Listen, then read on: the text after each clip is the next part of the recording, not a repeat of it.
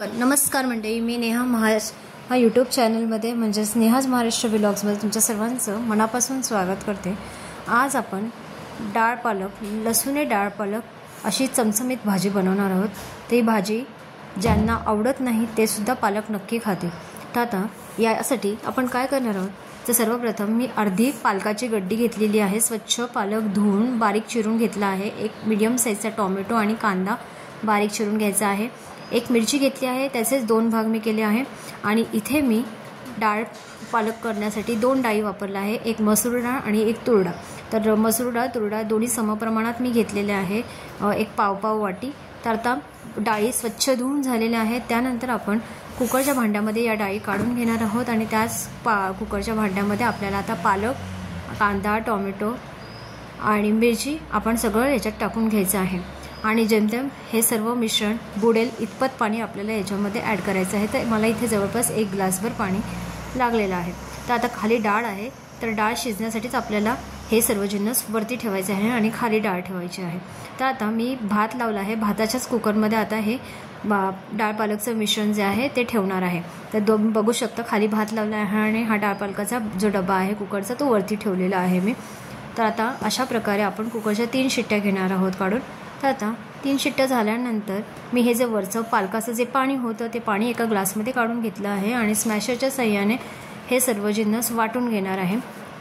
तुम्ही रवीने सुद्धा हाटू शकता। तर आता अशा प्रकारे आता आपण हे मिश्रण साईडला ठेवायचं आहे आणि ते भरपूर लसूण घ्यायचं आहे आणि लसूण मस्त ठेचून घ्यायचं आहे। आणि इथे फोडणीसाठी मी एक भांडं गॅसवर तापायला ठेवलं आहे। जिरे मोहरीची फोडणी झाल्यावर लसूण आपल्याला चांगला मंद लालसर भाजून घ्यायचा आहे तेलामध्ये।